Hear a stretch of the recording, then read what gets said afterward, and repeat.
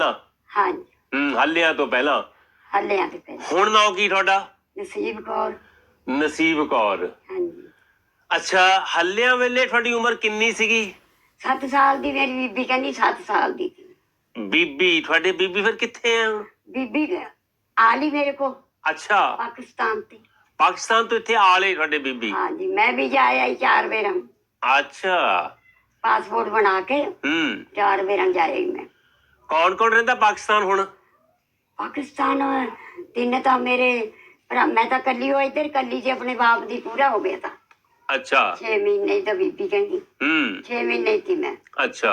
ਫਿਰ ਮੇਰੀ ਦਾਦੀ ਨੇ ਮੇਰੇ ਤਾਏ ਦਾ ਬਿਠਾ ਦਿੱਤੀ ਬੀਬੀ ਮੇਰੀ ਦੁਬਾਰਾ। ਅੱਛਾ। ਵੀ ਮੈਂ ਨਹੀਂ ਜਾਣ ਦੇਣੀ। ਤਾਂ ਫਿਰ ਮੇਰੇ ਤਾਏ ਦੇ ਬੱਚੇ ਹੋਏ ਆ। ਅੱਛਾ। ਹੋਰ ਮੈਂ ਤਾਂ ਕੱਲੀ ਉਹ ਬਾਪ ਦੀ ਸੀ।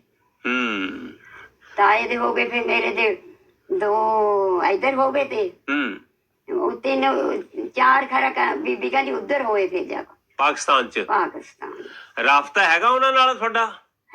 ਗੱਲਬਾਤ ਹੁੰਦੀ ਹੈ? ਮਿਲੇ ਤੁਸੀਂ ਉਹਨਾਂ ਨੂੰ? ਨਹੀਂ ਜੀ, ਹੁਣ ਗੱਲਬਾਤ ਹੁੰਦੀ ਨਹੀਂ ਨਾ ਪੰਜਾਬ ਵਿੱਚ। ਮੈਂ ਜੇ ਜਾਵਾਂ ਉੱਥਾ ਹਿਮਾਚਲ ਮਾਂ। ਅੱਛਾ। ਫਿਰ ਤਾਂ ਗੱਲ ਮੇਰੇ ਨਾਲ ਹੁੰਦੀ ਉਹਨਾਂ ਦੀ। ਨਹੀਂ, ਪੰਜਾਬ ਵਿੱਚ ਨਹੀਂ ਹੁੰਦੀ।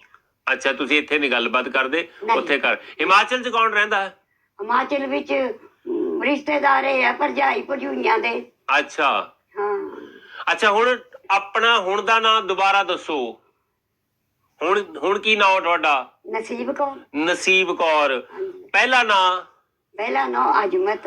ਅਜਮਤ। ਉਹ ਕਿਹਨੇ ਰੱਖਿਆ ਸੀ ਨਾਂ? ਬੀਬੀ ਮੇਰੀ ਨੇ। ਬੀਬੀ ਨੇ। ਹੁਣ ਸਾਰਿਆਂ ਦੇ ਨਾਂ ਪੁੱਛਣੇ ਆ ਤੁਹਾਡੇ ਤੋਂ। ਤੁਹਾਡੇ ਅੱਬਾ ਜੀ ਉਦੋਂ ਕਹਿੰਦੇ ਹੋਣੇ ਤੁਸੀਂ ਉਹਨਾਂ ਨੂੰ, ਤੁਹਾਡੇ ਪਿਤਾ ਜੀ, ਉਹਨਾਂ ਦਾ ਨਾਂ ਕੀ ਸੀਗਾ? ਜਿਹੜਾ ਤਾਇਆ ਤਾਂ ਉਹ ਤਾਇਆ ਤਾਂ ਅੱਲਾ ਬਖਸ਼।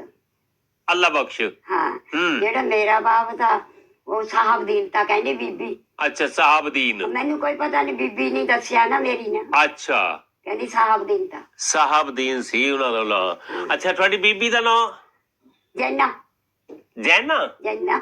ਅੱਛਾ, ਠੀਕ ਹੈ। ਹੋਰ ਕਿਸੇ ਦਾਦੇ ਦਾ ਨਾਂ ਵੀ ਪਤਾ ਤੁਹਾਨੂੰ? ਤਾਈ ਦਾ ਨਾਂ ਫਾਤਾ ਦਾ।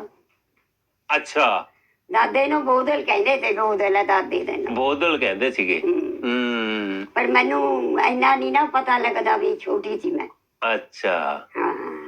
ਲਓ ਜੀ, ਕਹਾਣੀ ਬੜੀ ਜ਼ਬਰਦਸਤ ਹੈ। ਸਨ 1947 ਦੀ ਇੱਕ ਅਜਿਹੀ ਦਰਦ ਭਰੀ ਕਹਾਣੀ। ਇੱਕ ਅਜਿਹੀ ਕਹਾਣੀ ਦੇਖੋ, ਇਹ ਹੈਗੇ ਮਾਤਾ ਜੀ ਨਸੀਬ ਕੌਰ, ਜਿਨ੍ਹਾਂ ਦੀ ਉਮਰ ਇਸ ਸਮੇਂ ਲਗਭਗ 85-86 ਸਾਲ ਦੀ ਹੈ। ਕਹਿੰਦੇ ਹੱਲਿਆਂ ਵੇਲੇ ਇਹ 7 ਸਾਲ ਦੇ ਸੀ। ਇਸ ਸਮੇਂ ਇਹਨਾਂ ਦਾ ਨਸੀਬ ਕੌਰ ਨਾਂ ਹੈ।